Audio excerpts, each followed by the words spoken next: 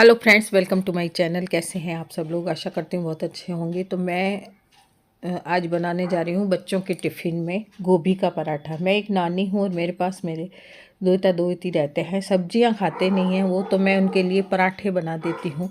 तो मैं टिफ़िन में बना रही हूँ पराठे गोभी के।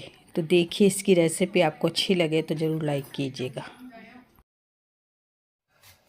तो एक बार मैंने गोभी को धो ली है और उसको कसने के बाद भी धो लूँगी और उसका पानी निकाल दूँगी।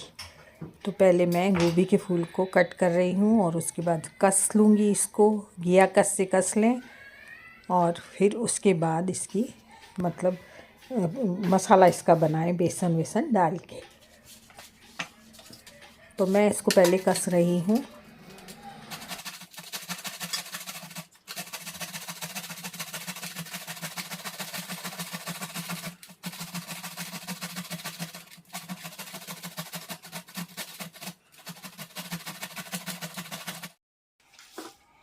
तो गोभी को कस लिया है और अब मैं थोड़ा सा कढ़ाई में तेल गरम करके उसमें थोड़ा बेसन भूनूंगी। बेसन में मैं सारे मसाले डाल दूँगी, जो बेसिक मसाले डालते हैं वो डाल दूँगी। तेल डाल के इसको भून लूँगी और फिर साथ में गोभी को भी भून लूँगी। जो गोभी मैंने कसी है उसको भी भून लूँगी। तो मैं कढ़ाई में तेल डाली, फिर जीरा डाल के देखूँगी। जब ये गर्म हो जाएगा तो इसमें सारी चीज़ों को भून लूँगी।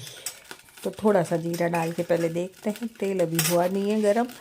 तेल गरम होने के बाद मैं इन चीज़ों को मतलब सारी भून लूँगी। तो थोड़ी हरी मिर्ची भी मैंने डाली। बच्चे ज़्यादा हरी मिर्च वगैरह नहीं खाते हैं। आप इसमें प्याज वगैरह भी डाल सकते हैं।